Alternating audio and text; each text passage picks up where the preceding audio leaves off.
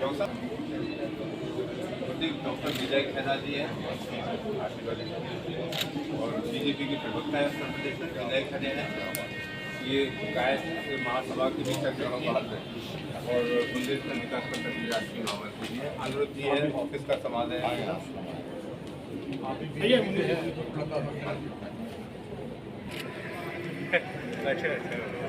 कैसे हैं प्रभु? ठीक है आप?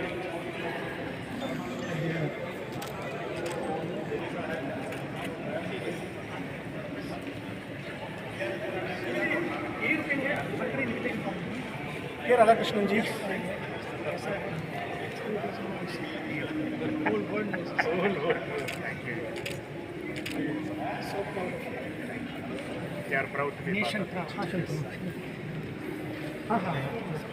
नेशन वो बेंगलोर में है, मेरा गुरु है। 8 साल उनके साथ काम किया।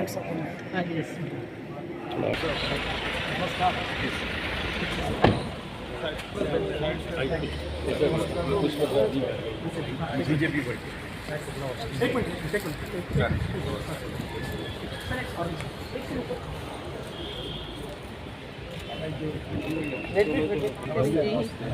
नमस्कार सर, राधाकृष्णन। नमस्कार मी JNU कुलगुरू है। हाँ जी नमस्कार राधाकृष्णन जी इसरो। हाँ अच्छा राजेश जी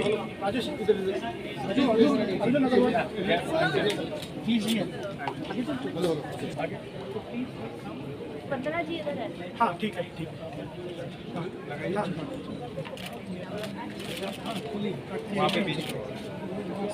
बोल दीजिए। भारत माता की जय। भारत माता की जय। आप इंट्रोड्यूस कीजिए। सर सामने So very simply put, we are going to make all plastics biodegradable. 100% created the technology to make plastics biodegradable. You add only 1% of We're making this in India.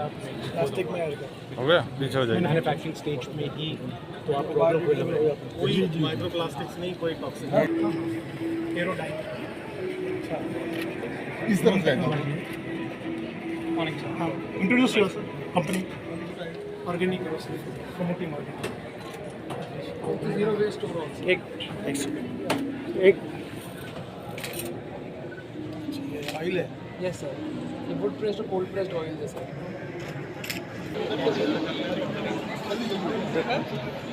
Sir okay 400 वर्षों के अंतर की बात हो, छिपा समुदाय आज भी प्राकृतिक तरीकों से रंगों को तैयार करता है। मिट्टी से बने रंगों को तैयार करने में काली मिट्टी बड़ी खूबसूरती से बिना गलती के परफेक्शन के साथ इस कार्य को करते हैं, जिससे एक सादा कपड़ा अद्भुत सच्चा और रंग में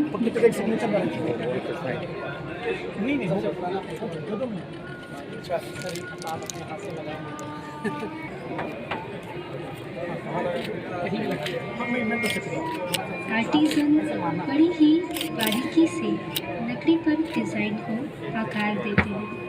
ब्लॉक को प्रयोग में लाने से पहले सरसों के तेल में 10 से 15 मिनट रखते हैं। दोस्त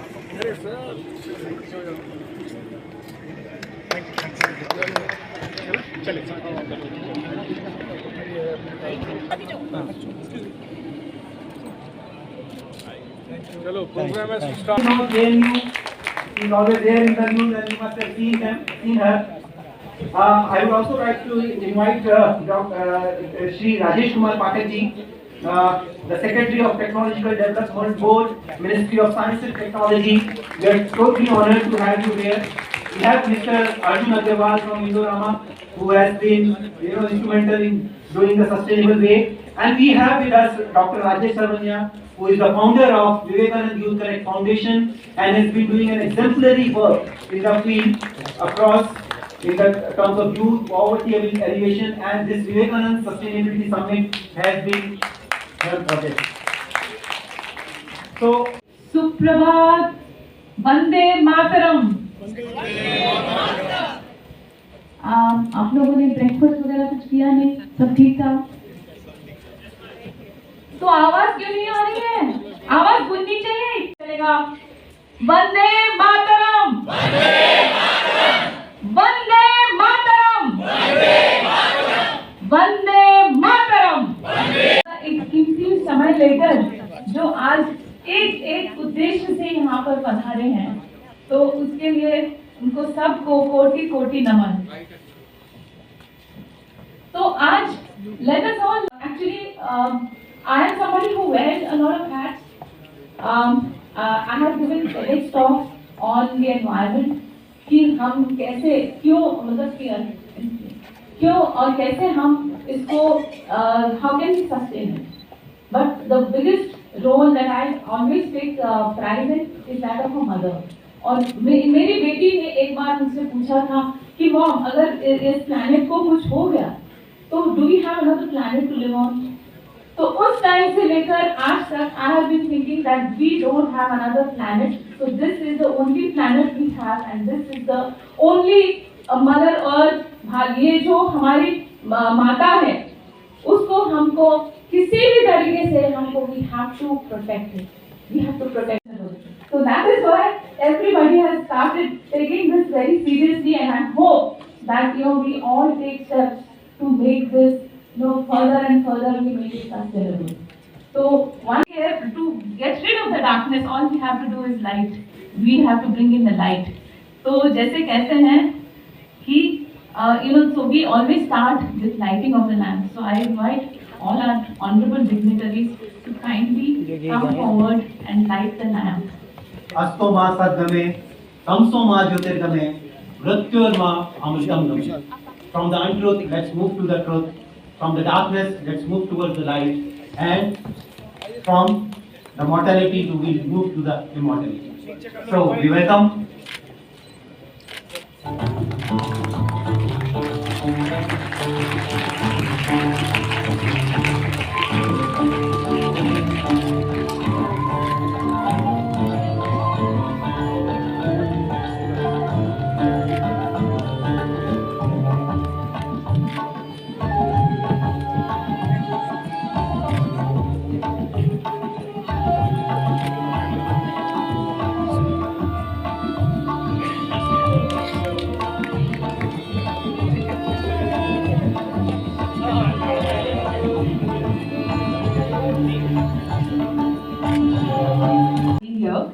We will begin with the felicitations for the inaugural session for this conference and expo.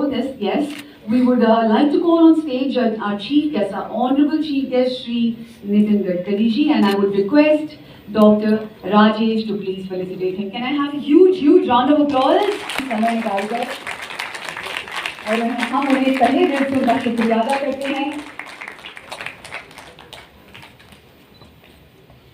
और उन्हें फेलिसिटेट करते हैं। Honorable Shri Nitin Gadkari ji.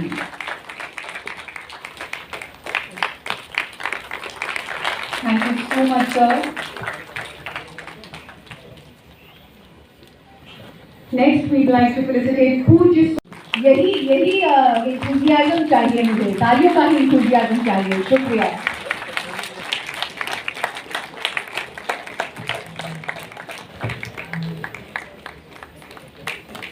Thank you so much, Swami ji. बहुत शुक्रिया आपका for gracing this occasion with your presence. We humbly thank you.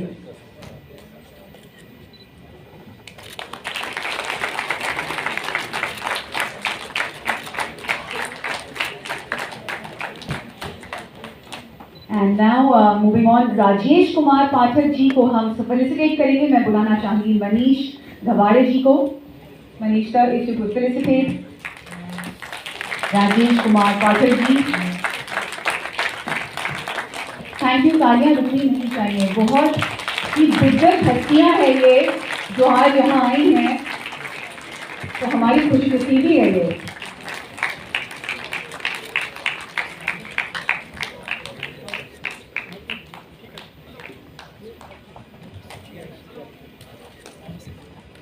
at the Vivekanand Sustainability Summit 2022 Expo Conference Awards.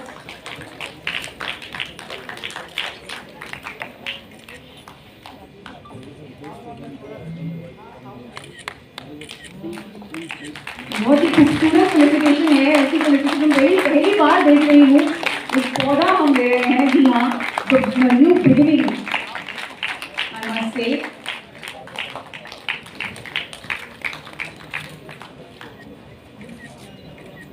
And it is the plant of Rudraksh. Wow.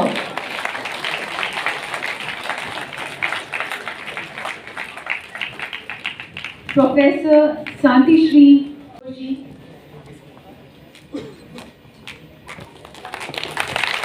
Professor Santi Shri ji को सम्मानित करते हुए with this plant of Rudraksh. Wow, what a moment this is.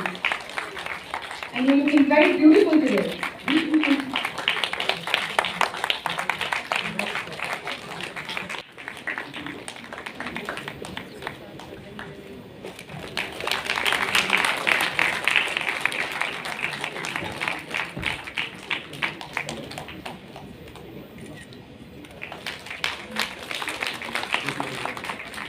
ज्योति अरोड़ा जी को बुलाना चाहूंगी मंच पर।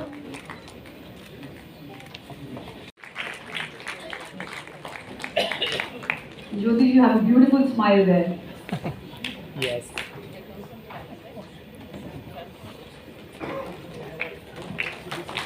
Madam. साहब इधर थोड़ा।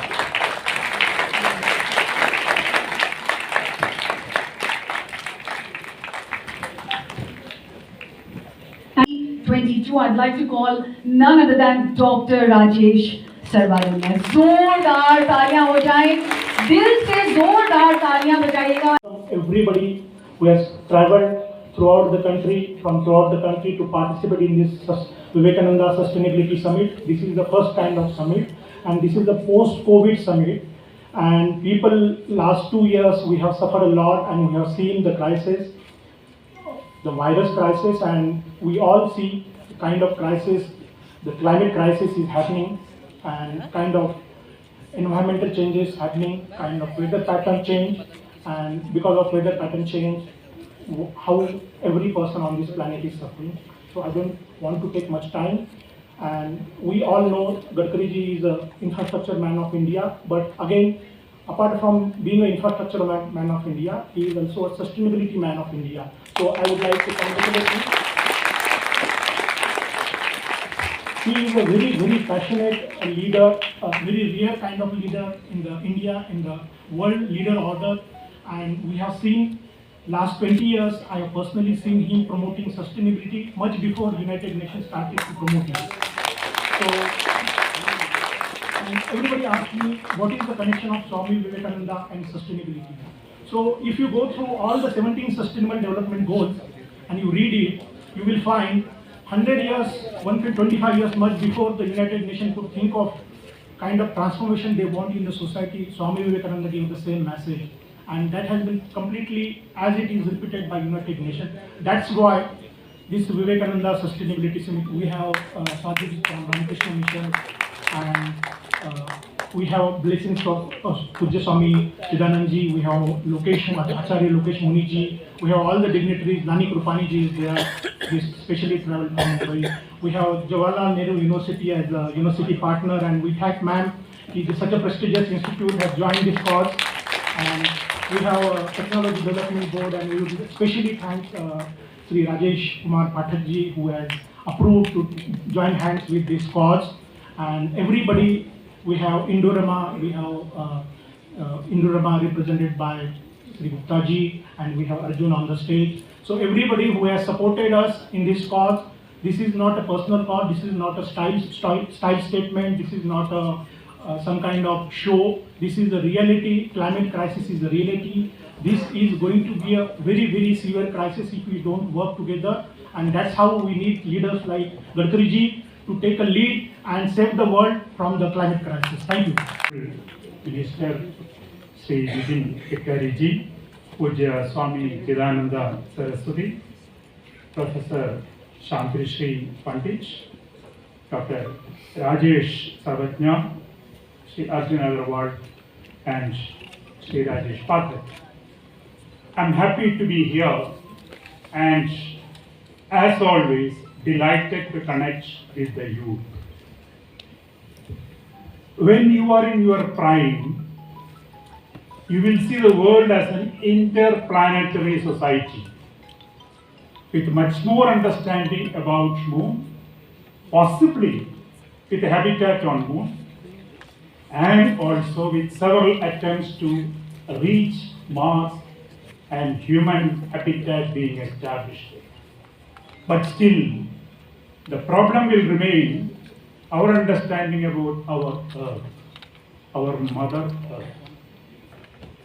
Sustainable development has been the key word globally for several decades. And the world came together and the 17 Sustainable Development Goals have been set to be achieved by the year 2030. But that is only a beginning, not the end. We have the climate change and the impact of climate change, which are not understood even today, which are going to affect you and the next generation. How do we understand that? That requires, again, knowledge about the earth and the practices that we are going to follow. Disaster management, disaster risk reduction, the kind of calamities that the world is going to see in the future. These are all staring in front of us. The COVID gave us an example how to get into a knee-jerk mode and react, but how do we get prepared for those kinds of things? This is the samasya in front of the youth, and 35% of India's youth are below the age of 20. And that is the demographic dividend, which is going to take this country to the dreams that our sterling leadership has for a global premier position. Earth as a total system with the people living in harmony there in happiness. And that is the job that you all have got. And that requires selfless service. And that is what we are going to learn from Pujya Vivekananda ji and his messages. With this, let me stop and say it has been a wonderful day and wonderful mission that you have taken up with the youth in picture to prepare themselves for creating a future for themselves. Thank you very much, all that. हम आगे बढ़ते हैं एक spiritual हमारे गुरु के ओर जिन्होंने he has done phenomenal contribution towards the environment, clean water. आप जैसे पानी जैसे हम सोचते हैं तो गंगा जी की याद आती है और गंगा जी मतलब गंगा आरती की जब याद आती है तो हमको असतो मा सद्गमय तमसो मा ज्योतिर्गमय मृत्योर्मा अमृतं गमय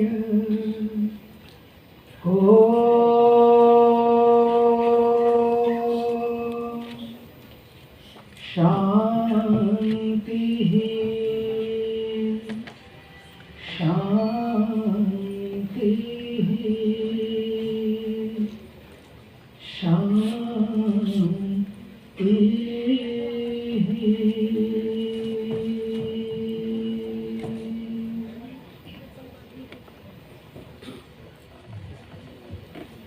इस देश के बड़े ही डायनामिक, डेडिकेटेड और डैशिंग मिनिस्टर हमारे श्री नितिन गडकरी जी,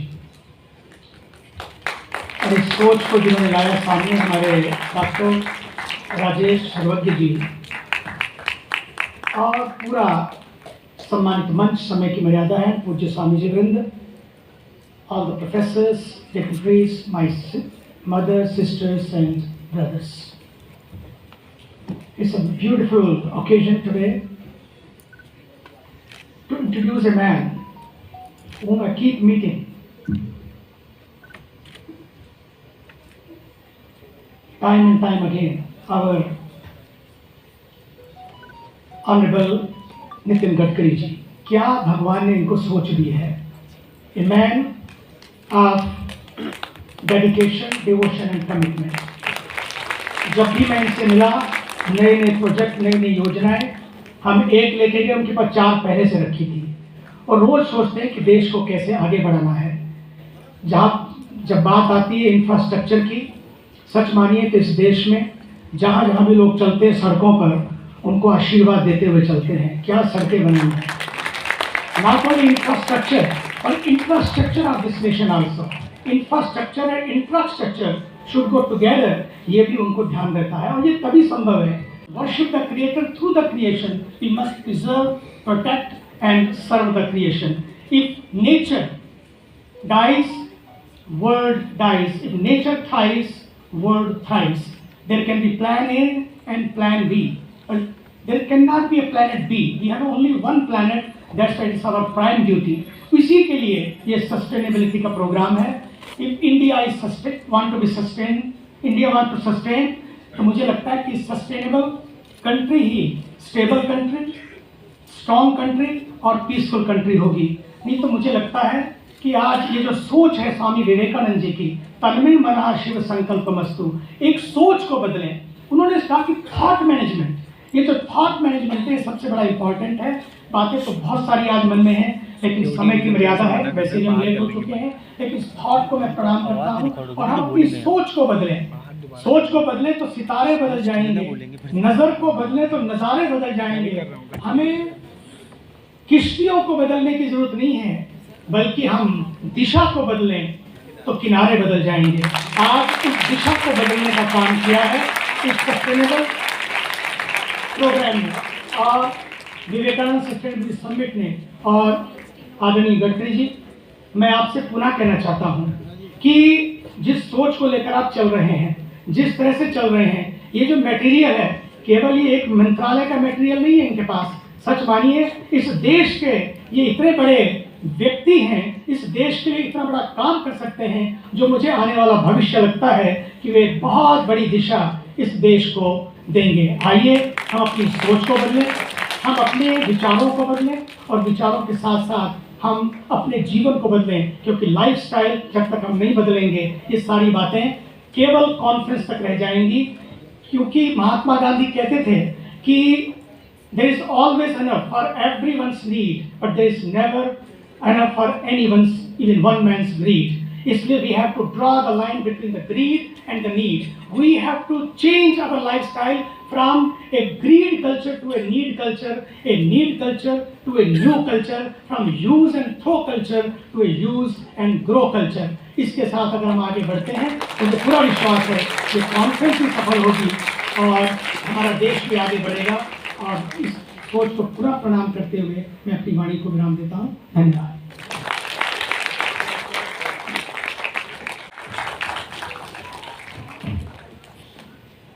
मंच पर उपस्थित हमारे बीच माननीय भारत सरकार के मंत्री गडकरी जी एंड अन्य गणमान्य व्यक्ति, समय अभाव के कारण मैं सभी का नाम नहीं ले पाऊंगा, तो मैं क्षमा प्रार्थी हूँ. जब मेरे पास ये प्रस्ताव आया कि ऐसा कोई समिट होने जा रहा है, मैं अपने दिल की बात बता रहा हूँ, तो मैंने पूछा कि भाई उस ऑर्गेनाइजेशन का नाम बताइए, क्या है, कैसे कर रहे हैं. तो कहा गया कि विवेकानंद फाउंडेशन. तो पहला तो एक आपको जब विवेकानंद का नाम से ही होता है कि आपको जोड़ना चाहिए. फिर मुझे बताया गया कि इसके जो मुख्य अतिथि होंगे वो माननीय गडकरी जी होंगे. तो मैंने कहा कि ये मौका तो मैं अपने हाथ से नहीं जाने दूंगा, क्योंकि सर के साथ मुझे काम करने का अवसर तो डायरेक्टली नहीं मिला है, बट इनडायरेक्टली मैं इनके बारे में बहुत कुछ जानता हूँ. और इनके द्वारा एक प्रोजेक्ट शुरू किया गया प्रोजेक्ट पे मुझे कुछ दिन काम करने का मौका मिला है. और ये प्रोजेक्ट भी आपका सस्टेनेबल डेवलपमेंट से ही रिलेटेड है. और वहाँ काम करके मुझे समझ में आया कि इन्होंने क्या इनकी सोच है, क्या इनकी दशा है और उस प्रोजेक्ट को कैसे इन्होंने आगे बढ़ाया. सर मैं बात कर रहा हूँ जल मार्ग विकास परियोजना. जो आपने वर्ल्ड बैंक के माध्यम से शुरू किया था।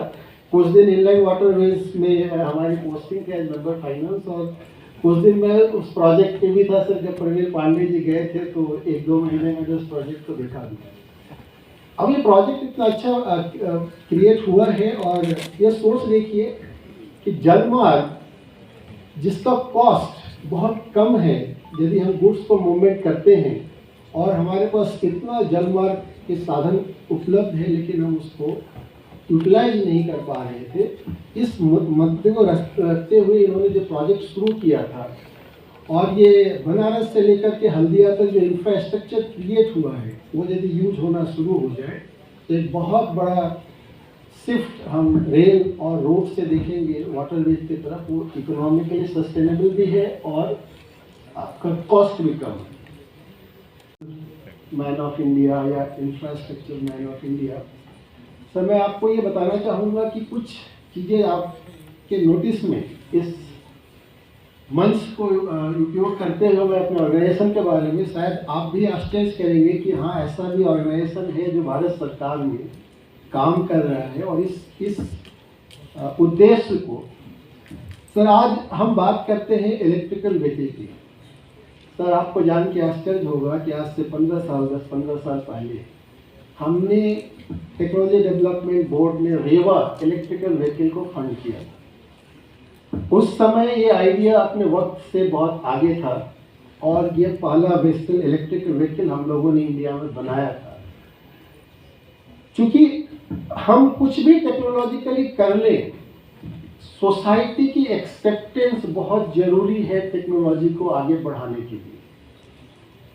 यदि वो टेक्नोलॉजी सोसाइटी अडॉप्ट नहीं करती, इसलिए एक बड़े थिंकर 50-60s में हुए, वेबे उनका नाम था, उन्होंने ये कहा कि can we market peace the way we are marketing commodity या प्रोडक्ट। हमें आज उस कॉन्सेप्ट को लाना है कि can we market technology in every field. आपको ज्ञात हो, जब हमने अपना कोवैक्सीन बनाया इंडिया में, उस समय क्या स्थिति थी, लोग लेने से डरते थे। और सबसे बड़ी बात है कि हमारे अपने साइंटिस्ट के कैपेबिलिटी पर लोगों को शक होता है। यदि वही वैक्सीन हमें बाहर से आता तो हम उस पर एतवार करते नहीं, साहब ये तो सही है, लेकिन हमने बनाया हमारी कैपेबिलिटी पे। और बहुत लोगों ने उसके अगेंस्ट में भी बहुत बातें कही या भ्रम फैलाया गया, बट अल्टीमेटली जब प्रधानमंत्री ने खुद वो इंजेक्शन पहले लगाया तो लोगों की भ्रम दूर हुई। और आपको सर ये जान के आश्चर्य होगा कि भारत बायोटेक जिसने ये बनाया है, उसकी पहली प्रोजेक्ट टेक्नोलॉजी डेवलपमेंट बोर्ड ने फाइनेंशियली सपोर्ट किया था वे बैक इन 96-97। और जितना भी आपका फार्मा कंपनी है, चाहे वो भारत बायोटेक हो, बायोकॉन हो, या आपका वो जो भी इंडोरामा, एनी नेम, सबकी प्रोजेक्ट को हम लोगों ने इनिशियली फाइनेंस किया है सर। और आज हम वैक्सीन के उसमें आत्मनिर्भर भारत बने हैं। ये कोई छोटी बात नहीं है हमारे कैपेबिलिटी पे। हमारे यहाँ कैपेबिलिटी है, हम उसको टेक्नोलॉजी के माध्यम से ये जो सस्टेनेबल गोल के 17 गोल से हम उसको अचीव कर सकते हैं। सर आपको और एक बात बताऊं, हमने एक ऐसे तो आपका इंडियन ऑयल है और दूसरे लोग बना रहे हैं जो कि आपके ही फील्ड से रिलेटेड है सर, वो ये है कि hot mix plant versus cold mix plant. हमने एक प्रोजेक्ट को फंड किया है दुर्गापुर में, cold mix plant Danish technology को ले आके इम्पोर्ट करके अपने हिसाब से हमने लगाया है। उसकी कैपेसिटी लगभग एक यदि वो शिफ्ट चलता है तो 5000 टन का है, 2 शिफ्ट में कहीं 10,000 टन की कैपेसिटी है। यदि हम हॉट मिक्स की जगह पे हम PMGSY की ही बात करें, वहाँ पे हम कोल्ड मिक्स को ले जाते हैं, इन्वायरमेंट में कितना बड़ा बचत होता है, पैसे की भी बचत है, एज वेल एज इसकी थ्योरी की उसकी रिपोर्ट है कि NPV इनका कोल्ड मिक्स का बहुत ही पॉजिटिव है as compare to hot mix. और 1 किलोमीटर ले करने के लिए रफली हमको तकरीबन जो तेल लगता है वो 5000 लीटर के आसपास है, और करीब 50,000 किलोमीटर हम साल में PMGSY, I'm not talking about any other road, just PMGSY, और 1 लीटर से हम 2.7 kg हम कार्बन इमिशन करते हैं। इसमें हम पैसे की बचत कर सकते हैं तकरीबन 2000 करोड़ और कार्बन की तकरीबन 6 से 7 लाख मीट्रिक टन इमिशन, यदि हम इस टेक्नोलॉजी को अडॉप्ट करते हैं। आज वो अभी रेलवे से बात हो रही कि हमें ड्रोन को यूज करके ट्रैक मूवमेंट को देख सकते हैं। आज ड्रोन टेक्नोलॉजी एक अपने आप में, और उसकी सारी chips, everything was manufactured in India. अभी हम हैदराबाद में एक प्रोजेक्ट को सर हम लोगों ने फंड किया है जो डे लाइट हार्वेस्टिंग कर, आज जो हम यहाँ बैठे हुए ये सारी लाइट इलेक्ट्रिक से जल रही है, उस टेक्नोलॉजी के थ्रू आपको इसकी दिन में लाइट की जरूरत नहीं है। वो जैसे एसी का पाइप है, उस पाइप के सहारे आएगा और आपको पूरे जो 200 लक्स चाहिए, 400 लक्स चाहिए, आपको दिन में वो पूरा सनलाइट आपके इस रूम में होगा। ये प्रोजेक्ट, ये इन्वायरमेंट को सस्टेनेबिलिटी की तरफ, मैं यदि प्रोजेक्ट की बात करूं तो मैं बहुत सारे प्रोजेक्ट गिना सकता हूं, लेकिन मैं उस पर नहीं जाऊंगा। मेरा केवल इतना कहना है कि साइंस एंड टेक्नोलॉजी और इनोवेशन के अलावा हमारे पास कोई दूसरा रास्ता नहीं है। जहाँ तक हम सस्टेनेबल डेवलपमेंट की बात करते हैं, सस्टेनेबल डेवलपमेंट जो चीज़ें मुझे समझ में आता है कि आज के जनरेशन के लिए जो हमारी ज़रूरतें हैं उस ज़रूरत को हम मीट करें, लेकिन इन्वायरमेंट को फिर हम रिप्लेस करें ताकि अगला जनरेशन को भी वो चीज़ें मिलती रहे, हम केवल उस चीज़ को ख़त्म करके ना चले जाएं। इसलिए हमें इनोवेशन और टेक्नोलॉजी को यूज करके आगे बढ़ना है। दूसरा कोई हमारे पास रास्ता नहीं है, चाहे कोई भी फील्ड हो। और वहाँ पे science and technology department, technology development board एक स्टैट्यूटरी बॉडी है, वह तो डिपार्टमेंट का रोल बहुत बड़ा है। और सारे डिपार्टमेंट के साथ जहाँ भी कोई भी टेक्नोलॉजी लगे, मैंने सर ये प्रावधान करने की अब सोच हमने दी है, अभी ये पॉलिसी डिजाइन हो रही है कि कोई भी मंत्रालय हमारे पास आता है, उसके साथ हम मिल करके उसकी क्या टेक्नोलॉजी की ज़रूरत है, उस इंडस्ट्री को क्या टेक्नोलॉजी की ज़रूरत है, उसको हम मिलाकर हम साथ मिलकर काम करें। सर हम लोगों ने एक अलग अभी कॉन्सेप्ट पे काम करें कि जब R&D, आज की तारीख में इंडिया में R&D के नाम पे मैक्सिमम हम भारत सरकार का पैसा जाता है। हमने कहा कि क्यों नहीं इंडस्ट्री के साथ हम 50-50 पार्टनरशिप करें। तो एक हम पायलट बेसिस पे भारत बायोटेक के साथ ही 200 करोड़ सर वो लगा रहे हैं, 200 करोड़ हम लगा रहे हैं कि 400 करोड़ की कॉर्पस फंड क्रिएट कर रहे हैं, जो कि सारे टेक्नोलॉजी क्रॉस सेक्टर्स हम स्टार्टअप को फंड करेंगे। इंडस्ट्री भी है, जब इंडस्ट्री को कुछ आपको बेनिफिट दिखेगा, इंडस्ट्री भी आपके साथ आएगी और आपका टेक्नोलॉजी को अडॉप्ट करेगी। तो हमको ये तीनों इकोसिस्टम को मिलकर के काम करना है, जिसमें साइंस एंड टेक्नोलॉजी मिनिस्ट्री और DST और TDB हम लोग एक बहुत बड़ा रोल कर सकते हैं। Innovation to improvement of environment जो हम देना चाहते हैं फॉर हिज रिमार्केबल कॉन्ट्रीब्यूशन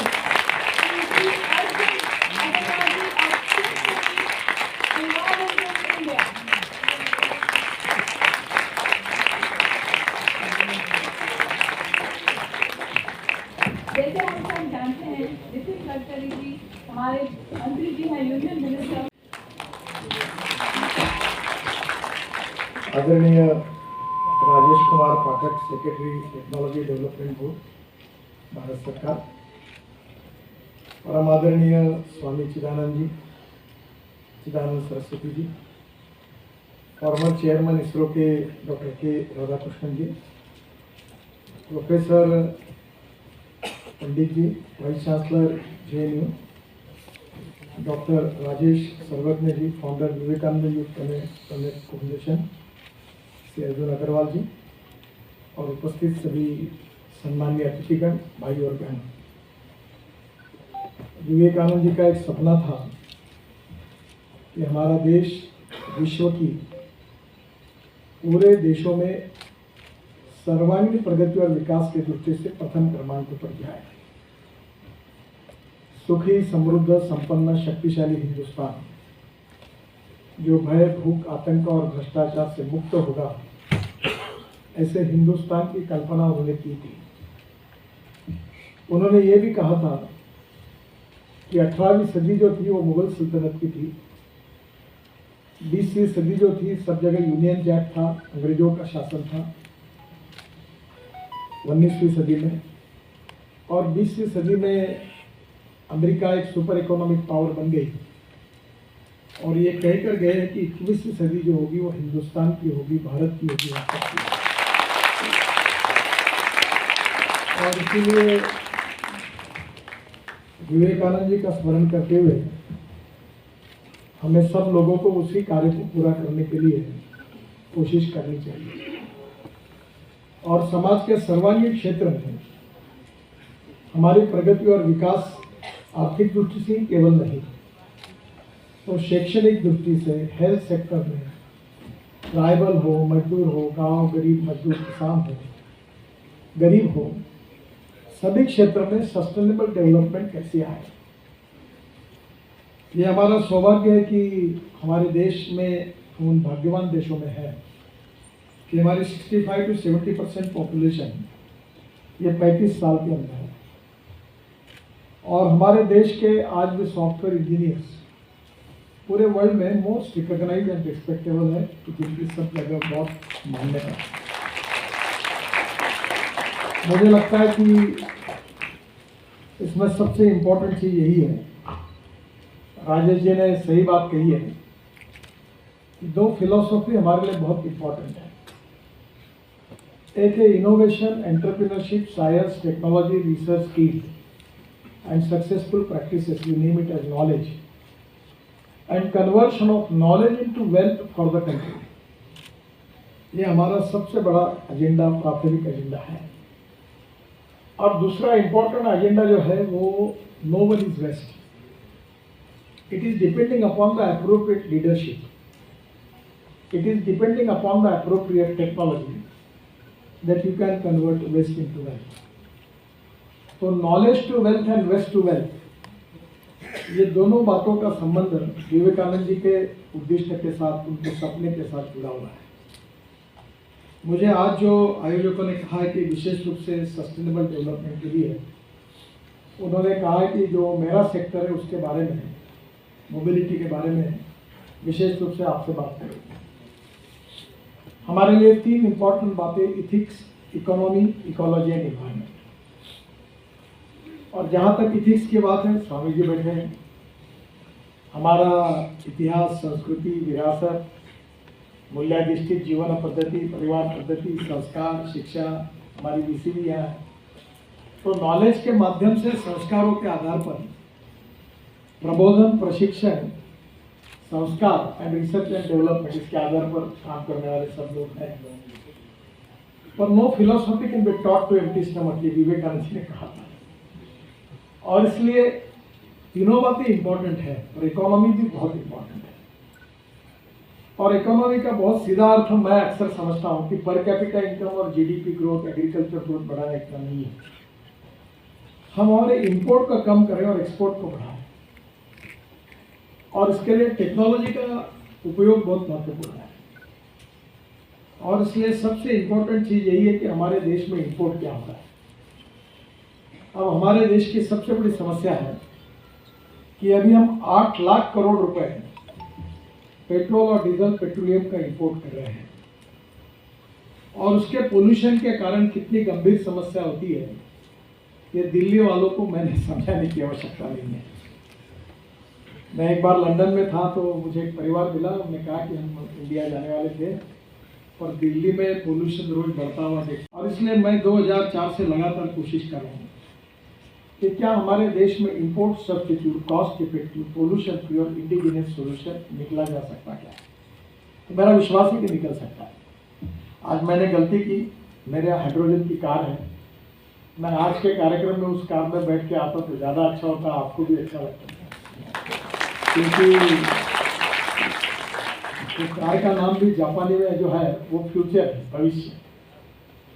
तो मुझे लगता है कि मोबिलिटी में बहुत चेंजेस हुए हैं। सबसे पहली बात है कि हमारे देश का किसान इस देश की ऊर्जा, देश का फ्यूल बना सकता है। और इसलिए हमने निर्णय किया है कि हमारे देश में सबसे बड़ी समस्या है sugar surplus, corn surplus, rice surplus और व्हीट सरप्लस। हम MSP नहीं दे पाए, और देते देते 1.5 लाख करोड़ सरकार को देने पड़ते, गोदाम में रखने के लिए जगह नहीं है। क्रॉप पैटर्न में, एडिबल ऑयल में हमारे यहाँ शॉर्ट है, 1.5 लाख करोड़ का खाद्य तेल इंपोर्ट करते हैं। और दूसरी ओर हमारे यहाँ बाकी चीज़ें सरप्लस है। वर्ल्ड में जब शुगर का भाव 22 रुपये किलो था तो हमारे यहाँ मिनिमम 32 रुपये। फिर शुगर के कारण शुगर केन के किसानों का भुगतान नहीं होता था, बहुत ही कॉम्प्लिकेशन। तो इस साल ब्राज़ील में ड्रॉट आया, शुगर हमारी एक्सपोर्ट हो गई, थोड़े अच्छे दिन है, पर यह कब तक रहेगा इसका भरोसा नहीं है। तो पहला निर्णय हमने किया कि शुगर केन जूस से जो शुगर तैयार होती है, उससे मोलासेस तैयार होता है 4%, उससे हमने इथेनॉल बनाने की शुरुआत की। हमें अभी 450 करोड़ लीटर इथेनॉल मिलता है, जबकि 20% पेट्रोल में ऐड करने के लिए हमको 1000 करोड़ लीटर चाहिए, शॉर्टेज। फिर हमने BAB मोलासेस यानी 4% मोलासेस के बजाय 3% एडिशनल शुगर मोलासेस में डालकर उससे इथेनॉल बनाने की अनुमति दी। फिर शुगर के जूस से इथेनॉल बनाने की अनुमति दी, और अभी हमने corn, rice, wheat, food grain से इथेनॉल बनाने की अनुमति दी। और अभी हमने सेकंड जनरेशन इथेनॉल में biomass, cotton straw, wheat straw, rice straw, bagasse, bamboo, इससे भी इथेनॉल बनता है, और उसका बाय प्रोडक्ट है बिटुमेन। राज वालों ने वो टेक्नोलॉजी निकाली है, और इसलिए हमें एक ही मैं पाठक जी को अनुरोध करूंगा कि नीड बेस्ड टेक्नोलॉजी रिसर्च हमारा होना चाहिए। अब हमारी समस्या कार्बन डाइऑक्साइड बहुत है। कल मैंने सुना कि कार्बन डाइऑक्साइड का वैल्यू एडिशन क्या हो सकता है, तो एक IIT का स्टूडेंट मुझे मिला, वो प्रयोग कर रहे कि कार्बन डाइऑक्साइड से बिटोनॉल बना, तो बिटोनॉल एविएशन फ्यूल में आता है, तो हम वेस्ट टू वेल्थ करेंगे तो प्रॉब्लम सॉल्व होगा। तो इथेनॉल में अभी हमने विशेष रूप से एक निर्णय किया, फ्लेक्स इंजन लाए। ये बात जरूरी है कि जो कह रहे थे आपकी लोगों को समझाना ये बहुत कठिन होता है, क्योंकि पहले बार मैं जब इलेक्ट्रिक व्हीकल की बात करता था तो पत्रकार मुझे पूछते थे चार्जिंग कैसे होगा, चार्जिंग होगा तो गाड़ी रास्ते में बंद होगी तो क्या होगा, यानी कोई अच्छी बात करते नहीं। तुम बिजनेस शुरू कर रहे क्या, अगर डूब गया तो क्या होगा, बैंक का कर्जे का बोझ आएगा तो तुम क्या करोगे। तो मेरी माँ कहती थी अरे जरा अच्छा तो बोलो, पहले दिन से बुरी बात की। पर दुर्भाग्य से यही साइकोलॉजी है, अब कोई प्रॉब्लम नहीं है। तो उन्होंने एक्सेप्ट किया, और बजाज और TVS ने स्कूटर और मोटरसाइकिल भी बनाई। उसका मतलब ये है कि आप 100% पेट्रोल डालो या 100% बायो इथेनॉल डालो। पेट्रोल का भाव 110-120 रुपए तक है, इथेनॉल का भाव 60-62 रुपीज़ है। इसमें बीच में मैं रशिया में मैंने सुना कि उन्होंने एक रिसर्च किया है, और रिसर्च ये किया है कि उन्होंने इथेनॉल की कैलोरिक वैल्यू पेट्रोल की तुलना में कम है, यानी 1 litre of petrol equal to 1 litre 300 ml of ethanol. तो उन्होंने एक रिसर्च ऐसा किया कि इथेनॉल की कैलोरिक वैल्यू पेट्रोल के बराबर कर दी। तो मैंने जब इंडियन ऑयल और बाकी लोगों को फरीदाबाद वालों को बोले संभव नहीं है, पर मेरा पैशन और इंटरेस्ट होने के नाते मैंने रशिया से साइंटिस्ट बुलाया, मेरा प्रेजेंटेशन हुआ। फिर मैंने इंडियन ऑयल के चेयरमैन वैद्य साहब और फरीदाबाद के जो इनके रिसर्च उनको बुलाकर बोला आप इनको अवसर तो दो। अब 3 महीने रिसर्च हुआ, और कल उन्होंने मुझे रिपोर्ट दिया है कि ये 100% सक्सेसफुल हो गया। तो पेट्रोल और इथेनॉल की कैलोरिक वैल्यू सेम हो गई, तो जो पेट्रोलियम कंपनियां या बाकी लोग कहते हैं कि एवरेज कम हो रहा, वो प्रॉब्लम अब सॉल्व हो गया। तो ethanol can be A green fuel है, उससे पोल्यूशन नहीं होता। और इसलिए अब फ्लेक्स इंजन मतलब ऐसा है कि जो टोयोटा गाड़ियाँ डेवलप कर रही है वैसी है कि वो कैमरी नाम की उनका एक मॉडल था कि वो गाड़ी 40% इलेक्ट्रिसिटी जनरेट करती थी और 60% पेट्रोल देती थी। अब फ्लेक्स इंजन का मतलब यह है कि 40% इलेक्ट्रिसिटी और पेट्रोल और इथेनॉल दोनों भी डाल सकते हैं, तो 100% इथेनॉल डाल सकते हैं, तो एकदम कॉस्ट कम हो जाएगी। अभी ब्राज़ील, USA और कनाडा में है, यही टोयोटा, होंडा, मर्सिडीज सब बना रहे हैं। और हिंदुस्तान में 6 महीने में 2 महीने हो गए, मैं ट्रांसपोर्ट मंत्री उस सब ने मुझे प्रॉमिस किया है कि 6 महीने के अंदर गाड़ी आएगी। और TVS और बजाज की बाइक भी, मैंने स्कूटर भी लॉन्च किया, ऑटो रिक्शा भी इसमें है। तो आपका खर्चा एकदम कम हो जाएगा, आधा हो जाएगा पेट्रोल, और पोल्यूशन नहीं के बराबर हो जाएगा। तो पहली बात तो ये फ्लेक्स इंजन के बारे में जो निर्णय सरकार ने किया है, ये एग्रीकल्चर इकोनॉमी को सस्टेनेबल डेवलपमेंट के लिए फायदा देगा, क्योंकि जो इथेनॉल बनेगा उसका फायदा है। अभी मैडम यहाँ बैठी है, आपके इसमें JNU के आईआईटी के डिपार्टमेंट के एक प्रोफेसर ने मुझे प्रेजेंटेशन दिया कि एग्रीकल्चर में सबसे बड़ा प्रॉब्लम है ऑर्गेनिक कार्बन, और जहां 0.80 ऑर्गेनिक कार्बन है वहां गन्ने का उत्पादन 100 टन पर एकड़ है, और जहां ऑर्गेनिक कार्बन 0.20 है वहां उत्पादन 20 से 25 टन है।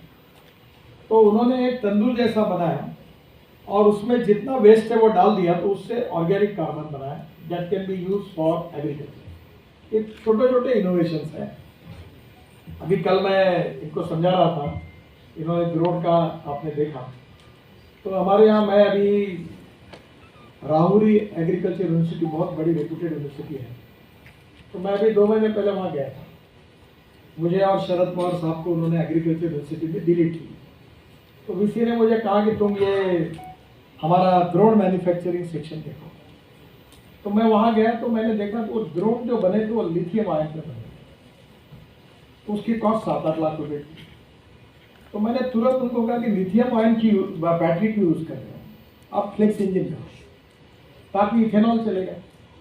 और मैंने खुद इथेनॉल का तो ड्रोन अभी तक नहीं यहाँ पर बन गया है, कोयलपुर में, हैदराबाद में 2-3 कंपनी में किया है। मैंने खुद मेरे फॉर्म पर और हजारों किसानों को मैंने स्प्रेइंग किया ड्रोन से। और अब मेरी इच्छा है कि मेरे क्षेत्र में मैं हर गांव में एक लड़के को ड्रोन देना चाहता हूँ। अब उसमें अच्छी बात होगी कि नैनो यूरिया आया, वैसे मैं तो ऑर्गेनिक खेती का पक्षधर हूँ। अब यूरिया की एक बैग 50 किलो की है। जब यूरिया फेंकते हैं तो उसमें से 70% वेस्ट होता है, 30% प्लांट को जाता है। ड्रोन से जब स्प्रेइंग होता है तो 30% वेस्ट होता है, 70% प्लांट को जाता है। तो 4 बोरे के बजाय 2 बोरे में काम होता है। तो मैं पिछले कुछ दिनों से मैं एक प्रोजेक्ट चलाता हूँ, ये बाल जो कटते हैं इससे एमिनो एसिड बनाता हूँ, और एमिनो एसिड प्लांट बूस्टर है। अभी बाल मुझे लगा, पहले पता नहीं था, मुझे लगा नागपुर शहर के सब हेयर कटिंग सैलून और आजकल महिलाएं भी, उनके भी सैलून है तो बहुत बाल मिल जाएंगे। तो बहुत कोशिश की तो महीने भर में 10 किलो नहीं, तब मुझे पता चला कि बालों का वजन कम होता है। अभी मैं तिरुपति से 1 ट्रक बाल लाता और एमिनो एसिड बेस्ड माइक्रोन्यूट्रिएंट बना, इतना सुंदर प्लांट बूस्टर। मैंने उनको कहा इस ड्रोन से इसको हम लोग सब्जी वेजिटेबल्स में ड्रोन ऑर्गेनिक जो अपने दवाइयाँ हैं और हमारे बूस्टर है वो यूज़ करें, एकदम अच्छे इफेक्ट्स है। तो मुझे ऐसा लगता है कि ये धीरे धीरे एक एक क्षेत्र में जो रिफॉर्म हो रहा है, यही हमारा सबका सपना है। तो जैसे इथेनॉल की थियरी, वैसे इलेक्ट्रिक के बारे में बहुत बात हुई। 2030 के पहले क्या होगा, 28 में क्या होगा, कुछ नहीं होगा। मैंने एक पत्रकार को पूछा कि तुम्हारे पास गाड़ी है पेट्रोल की है, तो तुम्हारा खर्चा कितना होता है महीने का? तो बोले कम से कम 16-17 हज़ार होता है। अगर कल तुम्हारा खर्चा 1000 रुपये होगा तो तुम्हें कोई मार्केटिंग करने के लिए सलाह देने की जरूरत है कि तुम इलेक्ट्रिक गाड़ी खरीदी करो? बोले नहीं। मतलब फिर तुम समय क्यों खराब करते हो, इसलिए तो लोग लेने वाले। अब मैं आपको डाटा बताता हूँ। अभी इलेक्ट्रिक में अगर जाएंगे तो पर किलोमीटर कॉस्ट 1 रुपया है, पेट्रोल में जाएंगे तो 10 रुपये है, डीजल में जाएंगे तो 8 रुपये है, सीएनजी में जाएंगे तो 4 रुपये है, एलएनजी में जाओगे तो 3 रुपये है, और अगर आप इथेनॉल में जाओगे तो वो भी फ्लेक्स इंजन और इलेक्ट्रिक का, तो वो भी 2-2.5 रुपये आएगी। और हाइड्रोजन की कॉस्ट को कम करना है। तो ये जो अनाज से राजेश जी मुझे मिले, ये अच्छा हो गया, क्योंकि मैं अपने आइडिया उनको देके जाऊँगा। तो स्वाभाविक रूप से ग्रीन हाइड्रोजन हमारे लिए प्रायोरिटी है। अब इलेक्ट्रिक में देश में अभी तक 11 लाख इलेक्ट्रिक व्हीकल है। मैं इसका मंत्री हूँ इसलिए मैं ऑथेंटिक बता रहा हूँ। अभी ओवरऑल सेल में 162% राइज हुआ है। इलेक्ट्रिक 2 व्हीलर में 423%, इलेक्ट्रिक 3 व्हीलर में 75%, इलेक्ट्रिक 4 व्हीलर में 238% और इलेक्ट्रिक बसेस में 1237.50% राइज हुआ है। अब टाटा की इलेक्ट्रिक गाड़ी के लोग मेरे को चिट्ठी दो, देखो फोन करो, 6 महीना वेटिंग है। और अभी लोग भी होशियार है, 250 स्टार्टअप शुरू हो गए। अब वो एक ने 70 किलोमीटर तक ही चार्जिंग वाला स्कूटर बनाया, कॉस्ट कम हो गई, और उसकी स्पीड 40 किलोमीटर है। सफाई कामगार, कंपाउंडर, छोटे लोग 30 किलोमीटर के ऊपर चलते नहीं, तो उनको ये स्कूटर पूरा नहीं। तो धीरे धीरे ये पेट्रोल डीजल ये बहुत बड़ी समस्या है, इकोनॉमी की दृष्टि से और पोल्यूशन की दृष्टि से। और इसलिए अब हमारे इसरो के राधाकृष्णन साहब भी है। मैं जब मंत्री था तो एक बार मैंने ARI को आपके पास भेजा, तो मैंने हवाई जहाज में पढ़ते पढ़ते जेट एयरवेज के मासिक में पढ़ा था कि आपका जो सैटेलाइट ऊपर में जो गए थे उसमें बैटरी यूज हुई और वो लिथियम आयन की थी, वो सेल थे। तो मैंने उर्ध्व रेशे करके हमारी डायरेक्टर थी, उसको कहा आपसे कॉन्टेक्ट करो, और आप थे वो केमिस्ट्री लाइन। अब आप भी है और आप भी है, तो sodium ion, zinc ion, aluminium ion, lithium ion, अब इसमें काफ़ी रिसर्च हो रही है। और अगर ये रिसर्च हो गया तो ये लिथियम की जरूरत ही नहीं पड़ेगी, हमारे पास लिथियम नहीं है, तो उसकी कॉस्ट ज़्यादा है। वैसे लिथियम का शॉर्टेज वगैरह कोई नहीं, अर्जेंटीना में है, सब चाइना ने माइन वगैरह दिल्ली वगैरह, ये परसेप्शन में लोगों में लिथियम अवेलेबल है, पर हमारे देश में हम इसका अल्टरनेटिव ढूंढेंगे, अल्टरनेटिव केमिस्ट्री तो उपयोग में आएगा। तो इलेक्ट्रिक में अब बहुत चेंजेस हुए हैं, मुझे नहीं लगता कि अब इलेक्ट्रिक को कोई रोक पाएगा। काम करता था, आज 50 से 60 लाख लोग मैकेनिक्स ड्रिवन ई रिक्शा में काम कर रहे हैं, माल लेके जा रहे हैं। एक नया रिवोल्यूशन होगा, ये मानवता के आधार पर बहुत बड़ा काम हुआ। डॉक्टर राम मनोहर लोहिया, मुझे मुलायम सिंह ने पार्लियामेंट में बताया कि मैंने बिल लाया था, तो नितिन तुमको पता नहीं होगा, राम मनोहर लोहिया बोलते थे कि मैं जीवन भर इस रिक्शा में नहीं बैठूंगा। जो आदमी आदमी को धोता है, तो कलकत्ता में, बिहार में थे, कंधे पे रखते, कितने बुरा था, और वो रिक्शा चलाना भी कितना एक्सप्लॉयटेशन था। तो आज मुझे खुशी है कि 60 लाख लोग इसमें चेंज हो गए, अब साइकिल रिक्शा दिखता है। तो टेक्नोलॉजी का उपयोग कैसा हो सकता है, तो मुझे लगता है कि अब ई व्हीकल में काफ़ी बड़ा चेंज हुआ, और अभी मुझे रोपवे, केबल कार और road train, light rail transport का भी चार्ज मिला है। अभी मैंने गुरुजी आपके उधर उत्तराखंड, कश्मीर और हिमाचल में 65 रोपवे केबल कार मंजूर किया।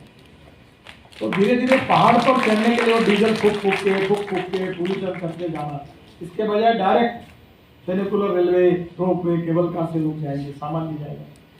तो पब्लिक ट्रांसपोर्ट और इलेक्ट्रिसिटी, और ये डीजल बस के बजाय वो केबल लगाकर, वो ट्राम जो रहती है, 2 बसेस, वो टायर पे चलाने की मैं कोशिश कर रहा हूँ कि पूरे सिटी में चले, तो एकदम पोल्यूशन कम होगा।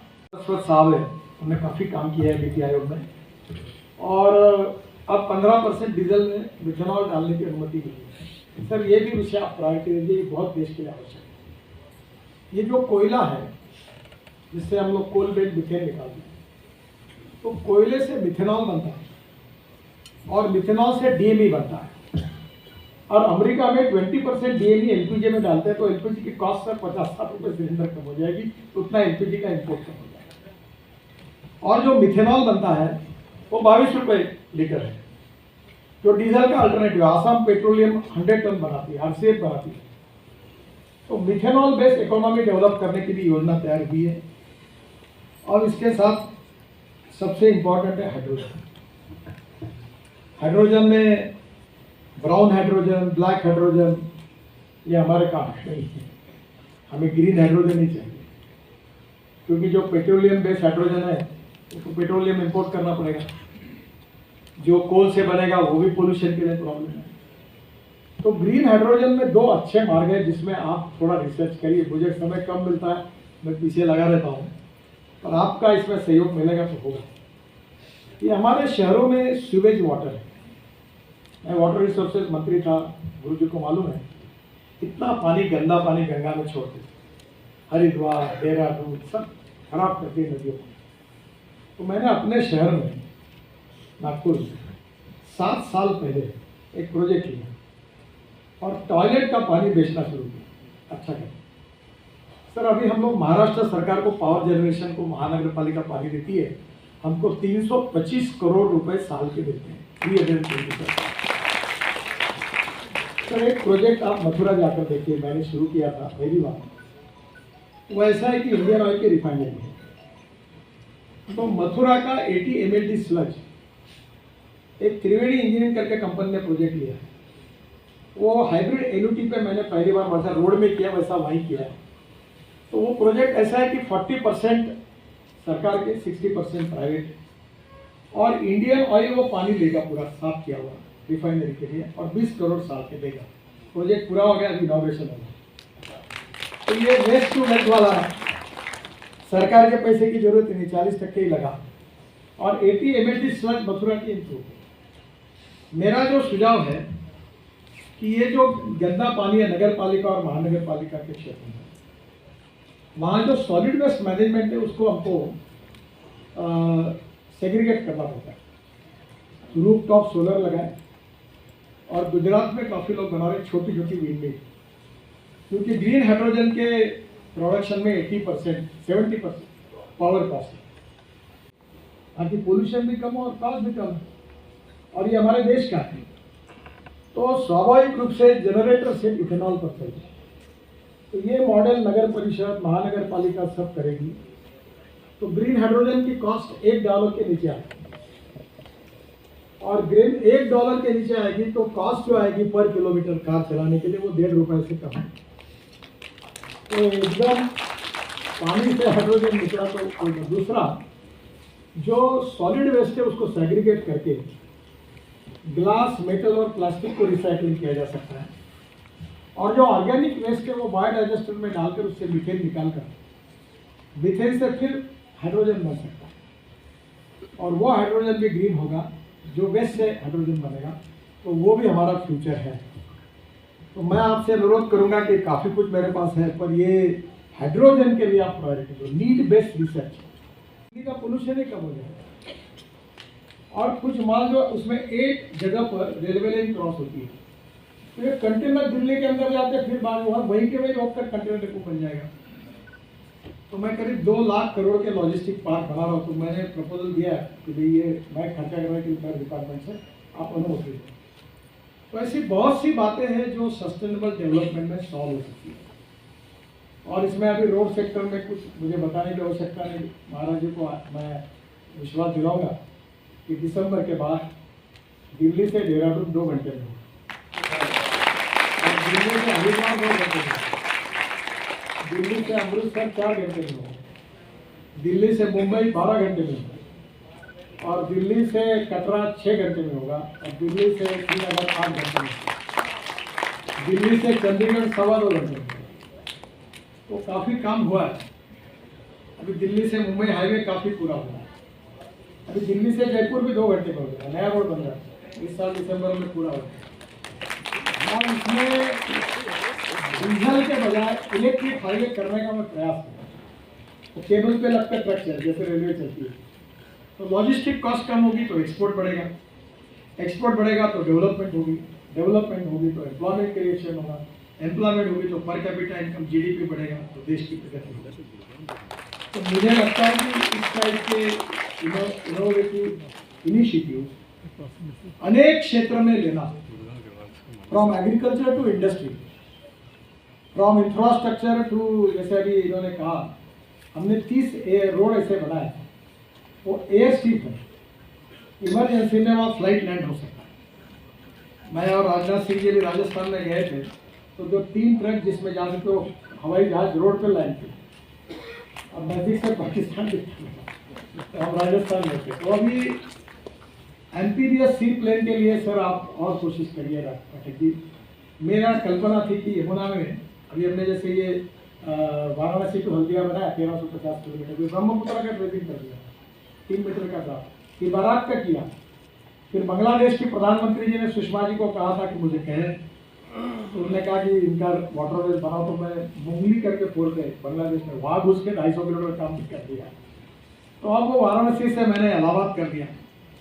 फिर मैंने प्रोजेक्ट वर्ल्ड बैंक को दिया, वो था दिल्ली से मथुरा, मथुरा से आगरा, आगरा से इटावा, इटावा से प्रयागराज, यानी दिल्ली से पानीपत, सोनीपत से माल South East Asia, Indonesia, Malaysia, China तक पानी पे जाएगा।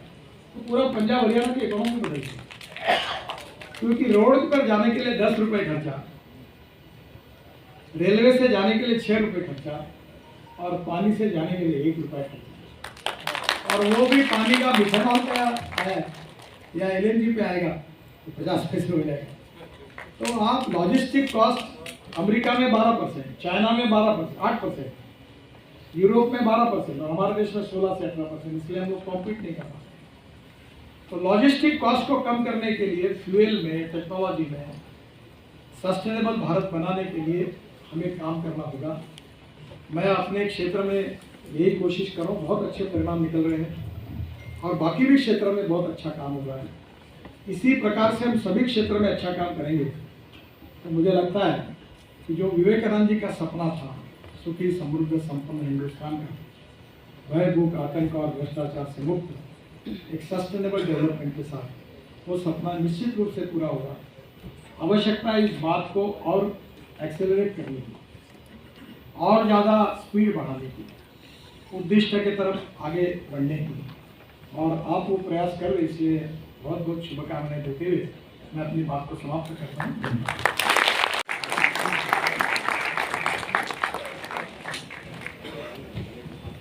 Thank you so much. Can I once more have a huge round of applause for Nitin Gadkari ji, Honorable Union Minister of Transport and Highways. Thank you so much, sir.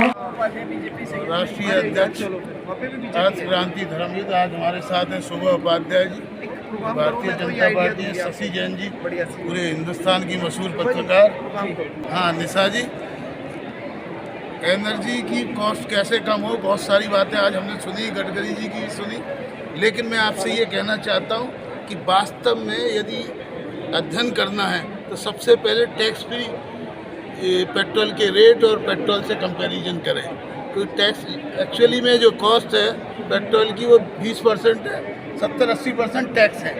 यदि हमने दूसरा यदि resources है, यदि हम 100 रुपये petrol के हिसाब से चीज़ें बनाएंगे तो बाद में पता लगेगा कि असलियत में कुछ नहीं कर रहे, हम केवल लोगों को बेवकूफ़ बना रहे हैं। तो मैं आपको, क्योंकि मैं फाइनेंस का आदमी हूँ, केवल जो वास्तविक कॉस्ट है उस पर बात करें, पता लगे हमको।